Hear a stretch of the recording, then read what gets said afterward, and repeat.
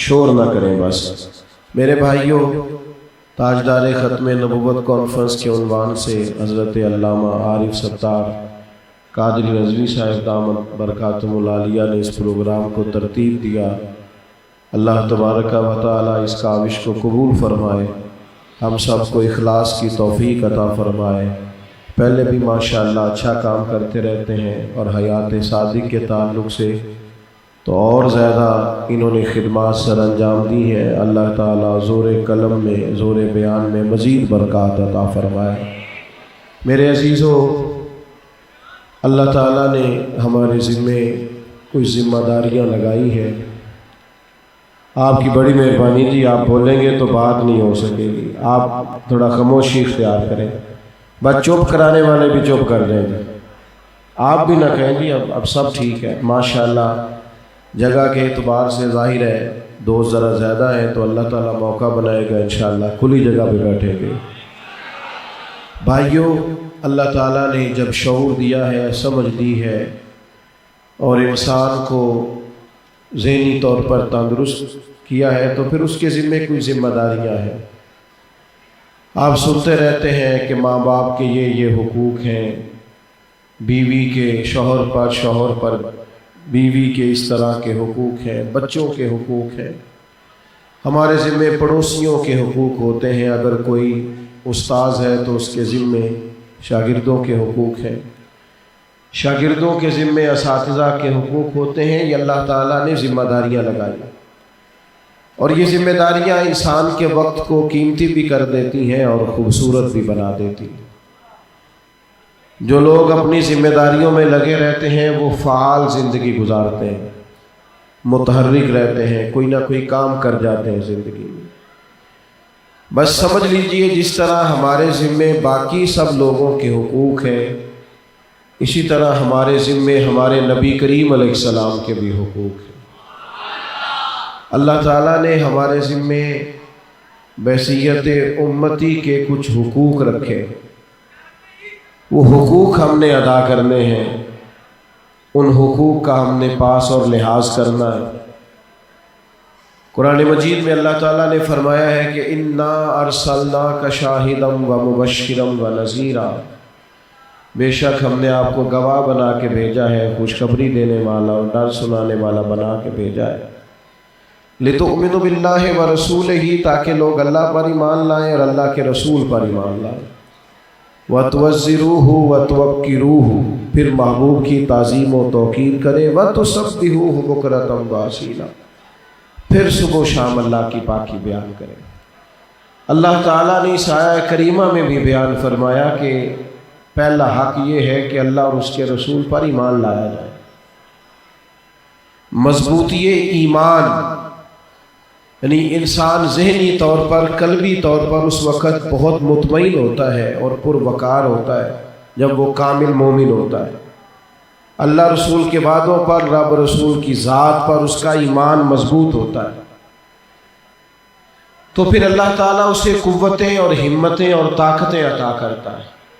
مضبوطی ایمان، بھائی آپ لوگ مہربانی کریں یہ چھوڑ دیں، کھول دیں اگر اس کو کھولنا ہے تو، اب اتنا وقت تو نہ لگائیں، پیر مولوی تو آتے رہتے ہیں، مسجد کا احترام بہت زیادہ ہے۔ نعرہ تکبیر، نعرہ رسالت، بالکل خاموش ہو جائیں، کوئی نہ بولے، چپ کر دیں۔ یہ جو بچے باتیں کر رہے ہیں یہ محفل کا تقدس نہیں سمجھ رہے، بالکل بیٹا خاموش ہو جائیں، آپ سمجھیں یہ احترام کتنا ہے۔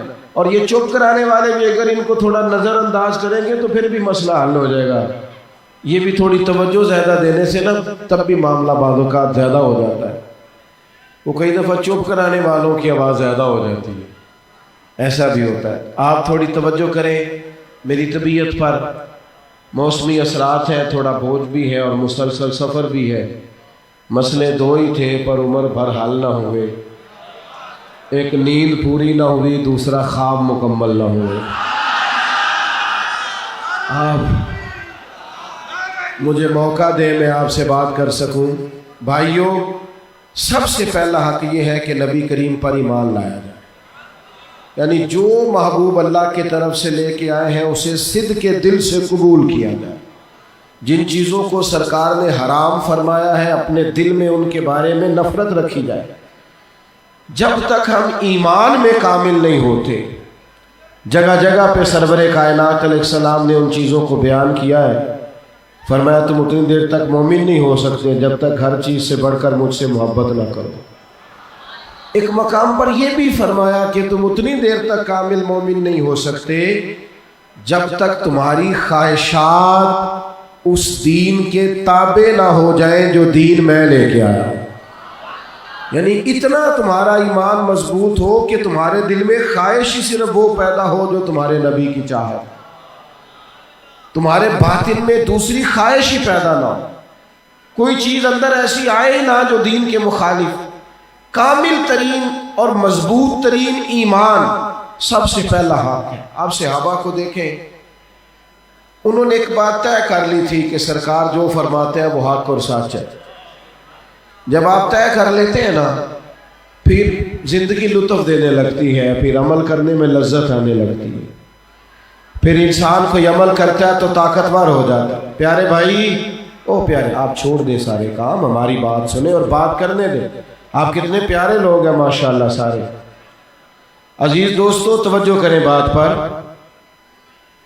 بھائیوں بیٹھے، حضرت آپ تشریف رکھیں، بیٹھ جائیں۔ اب یہ چلے گا، ہمارے ساتھ سب جگہوں پہ ایسا ہی ہوتا ہے، پہلا موقع نہیں ہے۔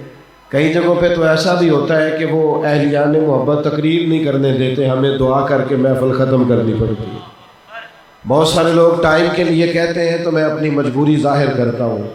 میں کہتا ہوں کچھ مجبوریاں ایسی بن گئی ہیں کہ بہت ساری جگہوں پہ جانا ممکن ہی نہیں رہا، صورت ہی کچھ ایسی ہو جاتی ہے۔ اللہ تعالیٰ جزائے خیر دے آپ حضرات کو۔ تو آپ سمجھ رہے ہیں ماحول کی نزاکت کو، آپ توجہ کریں، جو بات ہو سکتی ہے تھوڑے وقت میں کر لوں۔ نبی کریم صلی اللہ تعالیٰ علیہ وسلم نے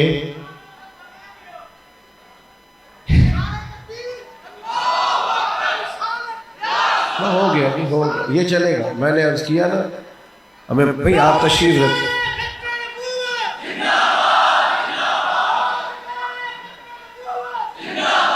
ماشاءاللہ ماشاءاللہ ماشاءاللہ، لوگ جمع ہو گئے، مسلمان بھی، یہودی بھی، دیگر مذاہب کے لوگ بھی۔ پنچایتوں میں اس طرح ہوتا ہے کہ لوگ ایک جملہ کہہ دیتے ہیں، کہتے ہیں اگر ایک بندہ بھی کہہ دینا، فلانا بندہ کہہ دے تو میں یہ بات ماننے کو تیار ہوں۔ تو اس یہودی نے بھی گویا ایک ایسی پہیلی چھوڑی، کہنے لگا آپ کے دین میں طریقہ کیا ہے؟ تو فرمایا گواہ پیش کیے جاتے ہیں۔ کہنے لگا اگر ایک بندہ بھی کہہ دینا کہ میں نے گھوڑا آپ کے ہاتھ بیچا ہے تو میں دے دوں گا۔ اب وہاں تھا ہی کوئی نہیں، کہے کون؟ حضرت ابو خزیمہ رضی اللہ تعالیٰ عنہ اس مجمع میں موجود تھے، ہاتھ کھڑا کر کے کہنے لگے یا رسول اللہ میں دیتا ہوں نا گواہی۔ انہوں نے گواہی دے دی، اس کا مطالبہ پورا ہو گیا، سرکار نے گھوڑا لیا۔ محبوب نے بعد میں پوچھا کہ آپ نے تو دیکھا ہی نہیں تھا، تو گواہی کہنے دے دی۔ تو حضرت ابو خزیمہ کا جواب سنیے کہ یا رسول اللہ وہ جو آسمان کی خبریں، اس بات کا ترجمہ یہ ہے کہ یا رسول اللہ نہ دوزخ دیکھی، نہ جنت دیکھی، نہ فرشتے دیکھے، ہم نے تو رب بھی نہیں دیکھا۔ تو آپ کے کہنے پر اتنی بڑی گواہیاں دے دیا تو گھوڑا تو چیز ہی کوئی نہیں۔ ہمیں تو آپ کی بات پر ایمان ہے، بس آپ نے جو فرما دیا، ساڈے نبی دی زبان ساڈے واسطے قرآن۔ اور فاضل بریلوی کہتے ہیں وہ زبان جس کو سب کن کی کنجی کہے، اس کی نافذ حکومت پہ لاکھوں۔ یہ ایمان ہے کہ جو سرکار فرما دے، جو نبی پاک کہہ دے۔ آج نہ ہوا یہ ہے کہ کمزوری پیدا ہوئی ہے لوگوں کے یقین میں۔ آپ کو پتہ ہے دھوکے باز کہاں داخل ہوتا ہے؟ دھوکے باز وہاں داخل ہوتا ہے جہاں چند لالچی موجود ہوتے ہیں۔ اسے محسوس ہوتا ہے کہ میں تھوڑا سا بھی ان کو لالچ دوں گا تو میرے دھوکے میں آ گئے۔ یہ بد مذہب، یہ بد عقیدہ، یہ قادیانی، یہ ملحد، یہ وہاں داخل ہوتے ہیں جہاں دیکھتے ہیں نا کہ کوئی یقین کی تھوڑی سی کمزوری ہے۔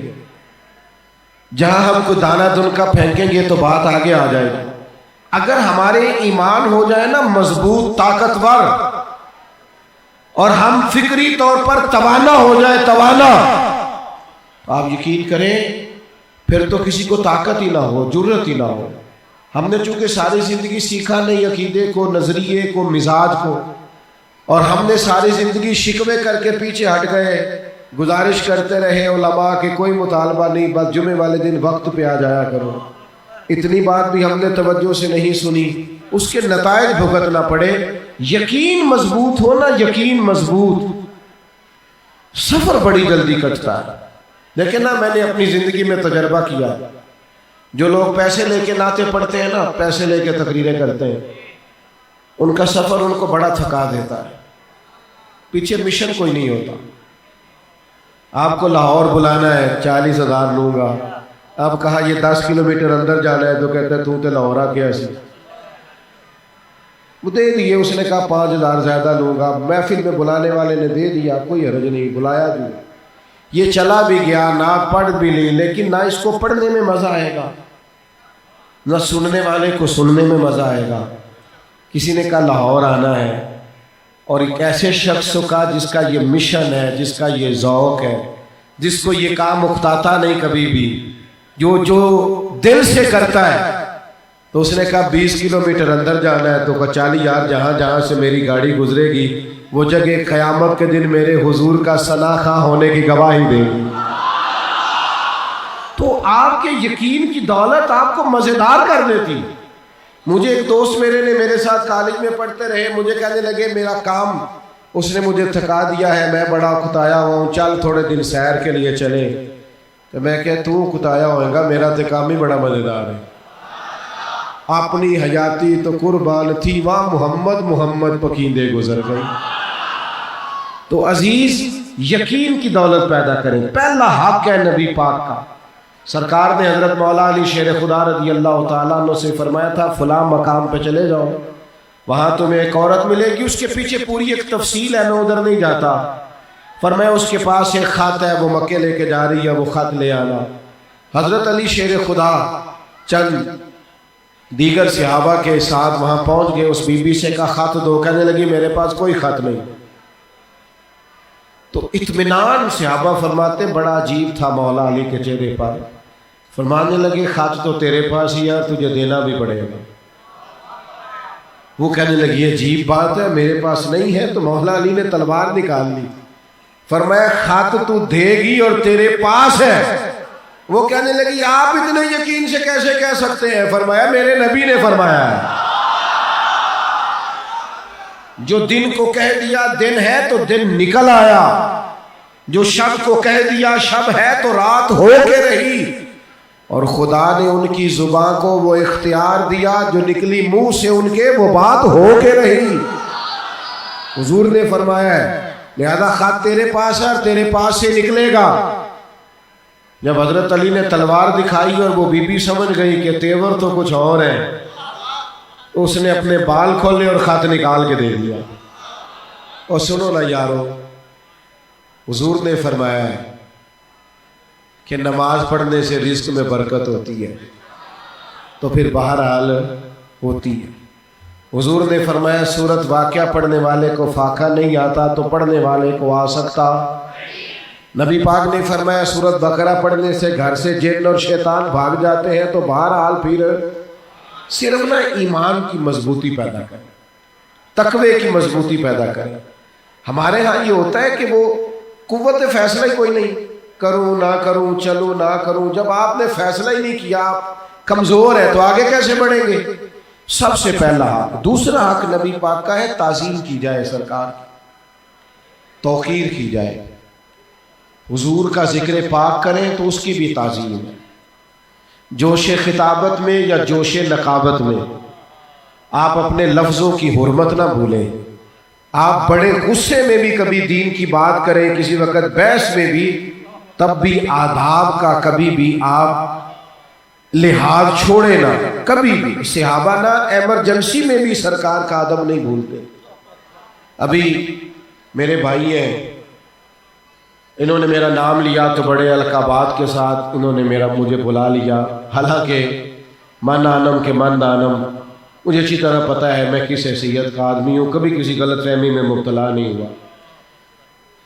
انہوں نے بڑے القابات لیے، لیکن اگر ایمرجنسی ہو تو پھر یہ میرے القاب بھولیں گے، یعنی خدا نہ خواستہ یہ پیچھے کرتے کو آگ لگ جائے تو یہ کیا کہیں گے، مفکر ملت، پیر طریقت، اتنی دیر میں آگ چاہے کام کر جائے اپنا۔ ایمرجنسی میں القاب یاد نہیں رہتے، لیکن صحابہ کو ایمرجنسی میں بھی یاد رہتے۔ غار ثور میں حضرت صدیق اکبر کے پیر پر سانپ نے ڈس لیا، تو سرکار نے فرمایا کیا ہوا؟ انہوں نے فٹافٹ یہ نہیں کہا سانپ سانپ، اسی پنجابی چاکی دے سانپ دی تے دہشت ہی بڑی ہوئی، انہوں نے فوراً نہیں کہا سانپ سانپ سانپ سانپ، یہ نہیں فرمایا، بلکہ کہا یہ کیا ہوا پیر میں؟ تو لہجے کا حسن پوری جگہ برقرار ہے، کہنے لگے فدا کا ابی و امی یا رسول اللہ، حضور میری ماں بھی قربان ہو، میرا باپ بھی قربان ہو، یا رسول اللہ وہ میرے پیر پر سانپ نے ذرا ڈس لیا۔ ایمرجنسی میں بھی، اور کچھ لوگ کچھ بات پوچھتے ہیں تو ایک مخصوص مفہوم میں بات کرتے ہیں، لیکن سرکار کا ادب یہ ہے کہ کوئی کسی مفہوم میں بھی بات کرے۔ دو بھائی بیٹھے ہوں تو چھوٹا بڑا مالدار ہے، پڑھا لکھا ہے، اور بڑا کمزور ہے، زیادہ پڑھا بھی نہیں مالدار بھی نہیں، تو جب دونوں سے پوچھا جائے گا بڑا کون ہے تو رتبہ پوچھا جاتا ہے کہ عمر پوچھی جاتی ہے، اور کئی چھوٹے بھائی لگ بڑے رہے ہوتے ہیں، اس وقت جب پوچھا جائے کہ آپ میں سے بڑا کون ہے تو اس سے رتبہ مراد ہوتا ہے۔ عمر سب کو پتہ ہے، عمر پوچھ رہے ہیں۔ حضرت عباس رضی اللہ تعالیٰ عنہ نبی کریم علیہ السلام کے چچا ہیں، ان پر کسی نے سوال کیا کہ آپ بڑے ہیں کہ یا سرکار بڑے ہیں؟ تو جب یہ لفظ پوچھے، جو پوچھ رہا ہے اسے بھی پتا ہے کہ وہ نبی ہے، رتبے کو جانتا ہے، اسے خبر ہے، بالکل سادہ بات ہے کہ اس نے عمر پوچھی ہے۔ اس نے کہا آپ بڑے ہیں کہ سرکار بڑے ہیں، لیکن بات چونکہ حضور کی ہو رہی ہے تو ایک ایک حرف سجن دے نادا سانو دستا وانگ قرآن ہے، آپ بڑے کہ سرکار؟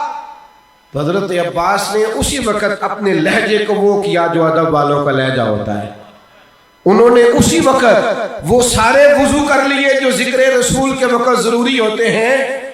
کیا جواب ہے اور جواب میں کیا معنویت ہے؟ کبھی اسے کھولا جائے نا، ہم تقریریں سنتے ہیں پڑھتے ہیں، لیکن کبھی اسے کھولا جائے تو کئی دنوں تک طبیعت پر کیف رہتا ہے۔ آپ بڑے ہیں کہ سرکار؟ تو سرکار کے چچا حضرت عباس فرمانے لگے اس شخص سے، کہنے لگے یار بڑے تو حضور ہی ہیں، پیدا پہلے میں ہوا تھا، وہی بڑے ہیں، میں پیدا پہلے میں ہوا تھا۔ آپ کو تعظیم نہیں بھولنی۔ ہمارے سیاستدانوں کو نا سیاسی تقریریں بڑی سونی آتی ہیں، لیڈر کا نام لیں گے تو سارا یاد ہوگا، قائد جمہوریت اور فلانا اور قائد عوام اور پتہ نہیں کیا کیا، لیکن یہ کبھی آپ سیاسی جلسوں میں بھی دیکھیں حضور کا نام لیتے ہوئے تو انہوں نے ساری زندگی یہ سلیقہ نہیں سیکھا کہ مدینے والے کا ذکر کیسے کرنا۔ تمہیں اتنی باتیں وہاں یاد ہیں، یہ میں محبت سے شکوہ کر رہا ہوں، تمہیں یہ نہیں ذکر کرنا ہے سرکار کا کیسے کرنا ہے؟ آپ سے بھی کہتا ہوں برادری کا تذکرہ کرنا ہو تو بڑا کرتے ہو، اپنی فیلڈ کے بارے میں کسی کو قائل کرنا ہو تو تم نے بڑا کو یاد کیا ہوا ہے، مال بیچنا ہو تو تمہیں سارا کچھ آتا ہے۔ اگر یہ سارا کچھ یاد ہو گیا ہے تو یہ بھی یاد کر لو کہ ان کی مہک نے دل کے غنچے کھلا دیے، وہ جس راہ چل دیے ہیں کوچے بسا دیے ہیں، ان کے نثار کوئی کیسے ہی رنج میں ہو، جب یاد آ گئے ہیں سب غم بھلا دیے۔ حضور کا تذکرہ کرنا بھی سیکھو، آداب بھی سیکھو۔ تیسری بات حضور کا حق ہے کہ سرکار کا حکم ماننے میں جلدی کی جائے۔ میں نے جو جملہ کہا ہے سوچ سمجھ کے کہا ہے، حضور کا حکم ماننے میں، بول کے بتائیے، نہیں اللہ کرے آپ کو اللہ مہنگے مہنگے موبائل دے، کبھی چھوڑ کے بھی دیکھیں۔ سرکار کا حکم ماننے میں کیا کیا جائے؟ جلدی۔ ہم لیٹ کرتے ہیں، حق ہے سرکار کا۔ عروہ بن مسعود ثقفی نے جو جا کے قریش مکہ سے باتیں کی تھی تو ایک جملہ یہ بھی کہا تھا کہ وہ نبی پاک کا حکم ماننے میں جلدی کرتے ہیں، جلدی سبقت لے جانے کی کوشش کرتے ہیں۔ ہم کیا کرتے ہیں؟ تاریخیں دیتے ہیں، میں نے رمضان سے نیک ہو جانا، بس عمرہ کر رہا ہوں پھر نماز نہیں چھوڑوں گا۔ کس کو تاریخیں دے رہے ہیں؟ جلدی کرنی ہے سرکار کا حکم ماننے میں، جلدی۔ اور ایک بات طے کر لیں زندگی میں، جو نقصان ہوتا ہے ہو جائے، سرکار کا حکم نہیں چھوڑنا، یہ طے کر۔ صحابہ نے طے کر لیا تھا، جو کریم نے فرما دیا، جس وقت فرما دیا۔ یہاں ابھی ترتیب لگانے کے لیے کہہ رہے تھے نا، کسی سے بیٹھ جاؤ، کسی سے چپ کر جاؤ، یہ بعض اوقات مرتب کرنے کے لیے کہنا پڑتا ہے۔ حضور خطبہ جمعہ ارشاد فرما رہے تھے تو بیان فرماتے فرماتے ایک شخص کھڑا ہو گیا تو سرکار نے فرمایا بیٹھ جاؤ، نام نہیں لیا، بیٹھ جاؤ۔ ایک صحابی مسجد کے دروازے پہ تھے، بلکہ ایک تو بنو غنم میں تھے، ابھی کانوں میں آواز گئی بیٹھ جاؤ، وہیں بیٹھ گئے۔ بھائی آپ سے تو کہا ہی نہیں تھا، کہا سرکار نے نام تو نہیں نہ لیا، سانو قید سجن دا گہنا ہے، وہ جنج رکھے ایسا اونج رہنا ہے، نام تو نہیں نہ لیا، سانو قید سجن دا گہنا ہے، قید سجن دا۔ باقی بڑے آزاد لوگ ہیں، پرواہ نہیں کرتے، پر قید سجن دا گہنا ہے، وہ جنج رکھے ایسا اونج رہنا ہے۔ اور اس کا وہ مزہ لیتے تھے، غلامی کا۔ غلامی کا بھی ایک مزہ ہوتا ہے، تابعداری کا بھی ایک ہے کہ لوگ بعض اوقات تنقید کرتے ہیں نا تو ہماری ملاقاتیں رہتی ہیں، بعض اوقات ہمارا ایک بڑا لبرل سا مزاج رکھنے والا صحافی ایک دفعہ مجھے مل گیا تو کہنے لگا یہ پیری مریدی کیا ہے؟ میں نے کہا یہ چکھنے پہ پتہ چلتا ہے، یہ بتانے میں سمجھ، کچھ چیزیں ایسی ہوتی ہیں جو چکھنے سے سمجھ آتی ہیں، بتانے سے سمجھ۔ میں نے کہا یہ آپ کو میں سمجھا نہیں سکتا، ہاں کچھ چیزیں ایسی ہیں جو صرف چکھنے سے سمجھ میں آتی ہیں۔ یہ میں نے اسے کہا کوئی ایسا ٹیچر جس کو آپ اپنا محسن جانتے ہو، تو اس نے لیا ایک نام، کہنے لگا میں نے اپنے بچوں سے بھی کہا ہم اس کا احسان نہیں دے سکتے، اس بندے کے گھر کا بھی خیال رکھنا۔ میں کہا اینو ہی پیری مریدی آندے، یہ جو ہوتا ہے نا تھوڑا بہت، یہ میرا محسن ہے، ہمارے بھی کچھ محسن ہیں، انہوں نے ہمیں دین کا راہ دکھایا ہے، تو ہم نے بھی کہا ہے کہ بھئی اصلہ نال جے نیکی کریے پھر وہ نسلہ تاک نہیں بول دے۔ بھئی اتنی سی بات ہے، ایک غلامی کا بھی مزہ ہے۔ ویسے آپ سے ایک بات کروں، 3 لوگ جو ہوتے ہیں وہ مرید نہیں ہوتے، میری طرح کے بعد مولوی بھی مرید، مولوی زیادہ تر خلیفے ہوتے ہیں، مرید نہیں ہوتے، اللہ ماشاءاللہ، اپنی طرح کے لوگوں کی بات کر رہا ہوں۔ مرید ہونا اور ہے، اور ہے۔ حضرت امیر خسرو مرید، خلیفہ نہیں تھے، مرید تھے۔ خواجہ نصیر الدین چراغ دہلوی خلیفہ ہیں۔ خواجہ نظام الدین صاحب پر آخری وقت آیا نا جب، تو آپ نے آواز دی، فرمایا کوئی خسرو کو بلاؤ، تو خواجہ نصیر الدین صاحب عرض کرنے لگے حضور چراغ حاضر ہے، فرمایا خسرو کو بلاؤ، حضور چراغ حاضر ہے، آنکھیں بند کر لی، تیسری دفعہ دیر کے بعد آنکھیں کھول کے کہا کوئی میرے خسرو کو بلائے، حضور چراغ حاضر ہے، فرمایا خلافت چراغ کو دیتا ہوں لیکن خسرو سے کہنا نظام الدین تمہارا ہی رہے گا، نظام تمہارا رہے گا، خلافت دیتا ہوں۔ میں ایک خاص عنوان پر بات کر رہا ہوں، میں یہ نہیں کہہ رہا کہ یہ لوگ ٹھیک، بڑا اعتبار بندہ کرتا ہے کسی پر تب بھی اسے خلافت دیتا ہے، بڑا اعتبار ہوتا ہے، میں وہ بات نہیں کر رہا، لیکن جس پہلو میں کر رہا ہوں وہ اہل نظر میری بات سمجھ رہے ہیں۔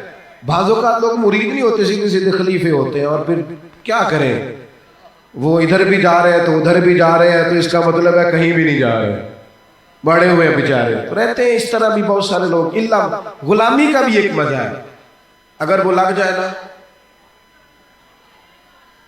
حضرت امام محمد بن حنبل غلام خرید کے لائے تو فرمایا تیرا نام کیا ہے؟ تو کہنے لگے سونیا غلاموں کے نام تو نہیں نہ ہوتے، آپ کسی اور کو بھی پکاریں گے تو میں سمجھوں گا مجھے ہی بلا رہے ہیں۔ تو فرمایا مجھے تو وجد ہو گیا اس کی پہلی بات پر ہی، یہ کمرے پسند کر لو کہاں رہو گے؟ کہنے لگا سونیا غلاموں کے نخرے تو نہیں نہ ہوتے، فرمایا کھاؤ گے کیا حضور؟ پھر وہی بات. تو فرمایا اٹھ پھر سینے سے لاگ تجھے آزاد کرتا ہوں، تو غلام نہیں، تو آقا بننے کے قابل ہے. سنو نا یار، سیانے بندے حضرت عثمان غنی لاکھوں مربع میل کے حکمران ہیں اور تجارت سے وابستہ ہیں اور پڑھے لکھے ہیں اور خوبصورت ہے اور سلیقہ مند آدمی. یعنی جب دور جاہلیت تھا اس میں جو چند لوگ پڑھے لکھے تھے ان میں حضرت عثمان غنی کا نام ہے. ہر لحاظ سے سیانے بندے، سمجھدار، سلیقہ مند، صاحب الرائے. لیکن عجیب غلامی ہے. ایک جگہ پہ وضو کیا اور وضو کر کے اٹھ کے مسکرانا شروع کر دیا. اب سیانا بیانا بندہ بلا وجہ مسکرائے تو سوال تو کھڑا ہوتا ہے نا، جناب خیر ہے؟ یہ بیٹھے ہو یہاں علماء، ان میں سے کوئی شاگردوں کے بیچ ہنس پڑے تو شاگرد ہنسیں گے صحیح، پر پوچھیں گے جناب خیر ہے، کیا یاد آ گیا؟ اور اگر کچھ زیادہ ہی ہنسے تو لوگ کہیں گے یار کمال ہے، تو سیانا بندہ ہے، بلا وجہ ہی ہنس رہا ہے. یہ اس پہ سوال ہوتا ہے. آپ کو سمجھ آ رہی ہے نا میری بات؟ حضرت عثمان غنی امیر المومنین ہیں اور اتنے معنی خیز آدمی ہیں، ان کی باتیں حکمتوں پر مبنی. وضو کیا اٹھ کے مسکرا رہے ہیں. لوگوں نے کہا حضور کیا ہوا؟ فرمایا کچھ نہیں. مسکرا کیوں رہے ہیں؟ فرمایا مجھے بھی نہیں پتا، پتہ ہی نہیں مجھے.